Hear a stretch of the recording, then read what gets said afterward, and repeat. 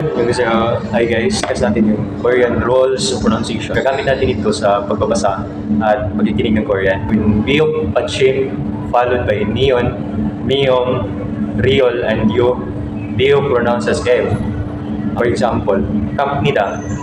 Paano siya basahin na hindi Kamnida o hindi Kamnida? For example, Papmogo.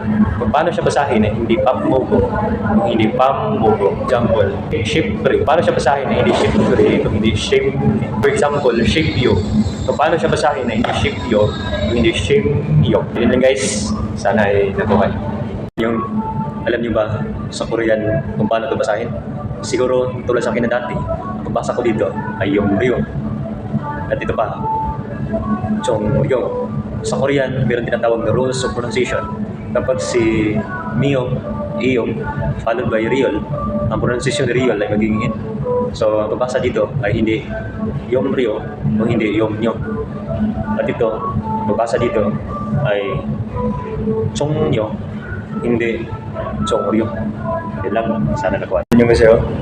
Hi guys, para sa mga nagsisimula pa lang, siguro tulad sa akin ng dati, ang pagbasa ko dito ay Opnon. Sa Korean, mayroong rules of pronunciation. Kapag si double consonant Biyok, Siyot, followed by Neon, si double consonant Biyok, Siyot, ang pronunciation niya ay magiging M. So, ang pagbasa dito ay hindi Opnon, kung hindi Omnon. So, hi guys.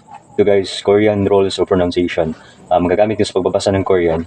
When Giyok Pachim followed by Neon, Miyom, Riol, Giyok pronounces NJ. For example, Chaknyon. Ang pagbasa dito ay hindi Chaknyon, kundi Changnyon. For example, Bakmulguan. Ang pagbasa dito ay hindi Bakmulguan, kundi Bangmulguan. For example, Yokakrinche. Ang pagbasa dito ay hindi Yokakrinche, kundi Yokangninche.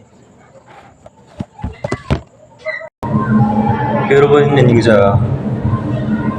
Guys, rules of pronunciation. When Riol Pachim followed by another Riol to the next syllable, the pronunciation is L. For example, Palle. Palle, palle. Ladies and gentlemen.